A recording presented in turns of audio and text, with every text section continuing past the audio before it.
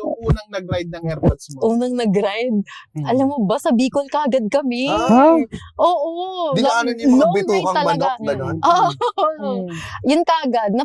Na-challenge nga ako eh. Kasi lahat, parang grupo kami, 10 kami. Tapos, ako lang yung only girl. Tapos, lahat sila, mga bigger displacements na bike. So, iwan talaga ako, ganyan. Pero, dun Anong ko dala na, mo nito?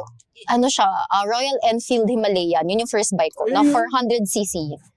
So, ayun yung, dun ako na-train talaga kung paano magmotor. Kasi pwede rin siya both on and off-road eh. Kasi yung mga nadaanan namin papuntang Bicol, diba hindi naman masyadong maganda yung daanan. Oo, So, lalo. Anong hindi masyado? Hindi talaga. Hindi, lalo doon sa may Quezon. Ako actually hindi pa ako nakakadaan doon pero ang galit ko talaga doon kasi yung coach ko sa gym, Oo. taga Bicol, lagi niya kinikwento kung gaano kalubak sa... Totoo yun. Sobra. Totoo. Nung pumunta kami ng Bicol, hindi siya lubak. As in talagang Sira. ganun talaga. Oo. Yung sobrang lalim. Yung talaga, yung yung sasakyan mo doon, parang gusto magpabento sa after. Hindi talagang Gusto grabe, ayusin niyo naman yan, DPWH. kawawa. Pero may mga part na pag nando ka na sa Bicol, may mga parang okay na. Hindi, kailangan lahat talaga maayos talaga. Bago aspalto Paano ako dapat. magtago sa Bicol? Oo. Eh di siyempre kasi pag pangit ang daan, babagal lang sasakyan, babagal lang trade ng mga pagkain, 'di ba? Ganun Oo. damay lahat maraming losses. So, yung pampasaherong mga Oo. Yung tingnan mo mahina ang palitan, yung round trip ng mga bus. yung Kasi- yung coach mo na 'di ba, na tatagalan sa pag-uwi, pagbalik. Paano ka Oo. makakabuhat? Hindi tuloy ako ma-coach nung sa Ang gym. daming problema pala. Ang daming naapektuhan. Oo. Ikaw ba may nagpa-flex ka na rin? Ay, Na-try mo Na-try lang. mo na? Oo, yung parang may kati rin parang ganun Oo. ano ka ba na nag-advisor? Totoo ba? Saktong flex lang naman. Anong pinakamabilis mo ng na inanda? sa track. Baka sa track oo, pwede sa kasi track. controlled environment. Oo. Yun, iba rin naman yun. Nag-track ka na? Sa may Clark, sa Clark International Speedway. Pero kasi minsan nakakatakot din. Parang hindi rin naman ako sanay sa track kasi ibang skill yun. Kasi once na parang may isang part dun sa track na dire-diretso, tapos banking kagad. Paano pag nasobrahan ko yung speed ko, tapos hindi ko kagad siyang nabawi, di dire-diretso na ako dun sa lumabas na ako ng track, ganun. So, yung safety pa rin talaga, parang natatakot din ako para sa sarili ko minsan, ganun. Yung Kahit yung love for speed ba ay nade-develop siya? Kasi parang ako, pag kunyari, iniisip ko kasi sa sarili ko, pag masyado nang mabilis, parang namamawis yung kamay ko. Oo, yung kaba kasi, andun. Tapos yung hangin na gumaganon sa'yo. Oo. Buksan nga lang yung bintana habang maandar ako sa expressway, kinakabahan na ako. Tsaka plus, pagka motor, James, may nginig.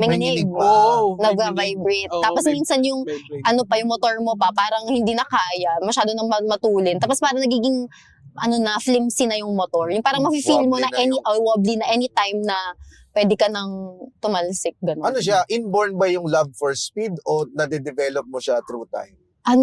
Parang ako kasi, kaya rin naman ako nagmotor, hindi rin dahil sa speed, hindi ko siya masyadong hinahanap Parang, sige, may konting stretch of speed lang, pero mas gusto ko yung na-appreciate ko yung view, nagsa-stop over dito, para mag-take ng photos, vlog dyan, gano'n. Yung parang mas immersive yung experience, hindi masyado yung hataw, ganun. Pero may mga ibang tao na mahilig sa ganun.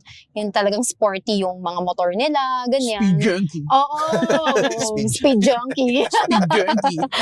Pero hindi yun yung parang naging what I'm after sa pagmumotor. More on yung talagang freedom itself. Yung hangin, yung init, ganon. Yung journey, yung buong journey sa adventure. Ano pinaka-favorite mong bumiyahe? Yung sunrise or sunset? Ano ba? Sunrise. Kahit hindi morning person. Kasi malamig. Kasi pag malamig, tsaka parang wala pa masyadong kasabay na kotse or motor. Kasi pag pa-sunset, usually parang ang traffic rush hour. Rush Pero maganda hour. rin naman. Ibang klaseng beauty. Pero pag sunrise, parang ang saya lang, ang lamig ng simoy ng hangin. Tapos parang ang productive mo kagad. Ano Parang yung ganun. best scenery na nakita mo habang nagmomotor? Yung talagang napawaw ka. Ayun, sunset sa nasa may Bukidnon kami. Sobrang Wow, Bukidnon. ganda. Ang daming nun. Tsaka malamig doon, di ba? Oo, sobrang lamig. Ang ganda. Tapos parang, sabi ko, Bukidnon kasi hindi rin masyadong traffic yung nadaanan namin na kalsada. Ang ganda nung parang siyang watercolor painting, yung Wow. sky. Parang may pink, na violet, na may konting yellow, ganun. Sobrang ganda talaga. Yung talagang napatingin na lang talaga ako. Maya-maya parang hindi ko na pa alam na nagmamotor pa pala ako, ganyan. Kasi sobrang ganda, very breathtaking. Napakaganda sa Overshoot Bukidnon. kayo, no? Oo nga eh. Kaya parang, teka lang, medyo Ang babad ganda! na ako. Last words. The famous last words. Ang ganda. Ibang klase talaga yung sunset! Yun na pala yun. Hindi na ako babalik na Bukidnon! Cause of them, sunset. Pero ang ganda nung pag iba kasi yung appeal ng sunrise versus Oo. sunset. Oo. Parang pag sunset ka, more on pa main character ka. Main character ang dating Main mo yun, di ba? character energy, yeah. Pag sunrise, parang galing ka sa inuman. Oo, kasi Pauwi pa lang. pauwi. Pauwi ka eh. Nagsisimula yung araw ng ibang tao, ikaw pauwi pa lang. Who's gonna drive me home? Yun yung mga klaseng... Pero yung Bukidnon na yun, inano nyo ba?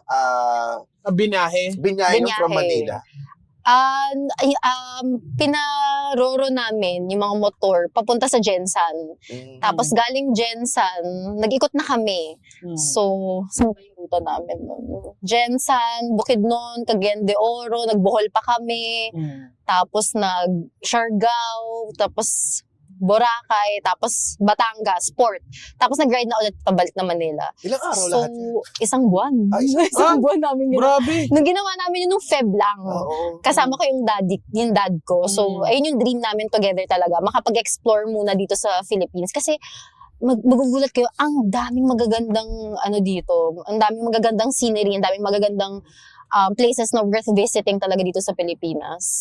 Sobrang ganda. Ang dami namin discover ng mga iba-ibang mga roads, mga iba-ibang mga tourist destinations Oo. na hindi naman siya masyadong na-feature. Oo. Ang ganda talaga sa Mindanao. First time ko kasi talagang umikot sa Mindanao, kaya ang dami naming napuntahan.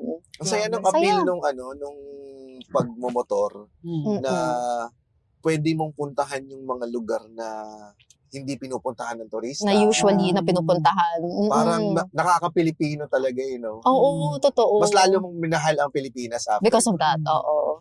Tsaka yung di ba, parang heaven sa pagmumotor yung walang masyadong traffic. Kasi sa kanila parang ang lalapad ng daan. Ay, totoo. Ang ganda ng daan. Sa Mindanao. Ang ganda ng daan. Mas maganda kaysa sa Bicol. Oo. Sobrang parang expressway yung laki ng daan nila. Tsaka, hindi rin kasi masyadong madaming kotse. Parang more on puro truck nga lang sila dun halos. Kaya sobrang sarap bumiyahe sa Mindanao. Yung saan kayo nag-stay doon for overnight? Naghahanap lang rin kami, Airbnb, ganun. Parang very spontaneous lang rin kami ng dad ko. Lang talaga kami, parang go with the flow. Kung saan kami abutin, sige dito na lang, maghahanap na lang kami on the spot, ganun. Ang ganda, parang Oo. hindi siya planado talaga. Hindi siya planado. Kaya Kayong dalawa lang? kasama rin yung sister ko. Nagmamotor din siya? Hindi, backride. Backride siya. So parang father-daughters tandem yung Galing. nangyari. Diba usually kasi father-son. Oo. So parang kami naman, yun. Kami dalawa kasi ng sister ko. Mahilig kami talaga sa mga ganun. Yung very, adventurous, Dahil ganyan, na-expose kayo daring. sa airpods nyo. Oo, parang ganun. Yung dalawa naming kapatid na lalaki, ay yung mga chill-chill lang. Pwede mo magsasakyan na lang tayo. Mainitin. Mainit. Kasi pag sa motor, talagang kahit saan ka abutin, iinit, tapos biglang uulan, tapos iinit ulit. So parang alam mo yung uncomfortable siya. Kasi syempre, basa yung gear mo, tapos biglang maiinitan ka, tapos ganun, yung hindi siya nakakaganda pa minsan. Talaga siya, very out of your comfort zone. So, tas pollution pa, kaya talaga, parang... Nagkukulangot check ba kayo pagka nag-ride? Totoo yan. Nag-ride, di ba? Kasi tapos minsan, ang itim na ng mga mukha namin, ang itim na ng mga ilong namin, ganun. Tinipitik mo sa bukid nun eh. Nag-iwan ka ng doon, nung bakas. Pero doon naman, in fairness, sa probinsya, wala masyadong pollution, kaya hindi masyado maitim. Dito sa Manila yung ganun. Okay. Oo. Lalo na EDSA. Lalo na EDSA. Kasi minsan naka-park ako sa likod ng bus. Tapos okay sa mga truck, lahat talaga lahat na pumapasok sa helmet, ganun. Catch us every week on YouTube, Spotify, or wherever you listen to podcasts. At syempre, i-follow na rin ang official social media pages sa Facebook, Instagram at TikTok para lagi kang updated sa masayang biyahe at kulitan sa kalsada.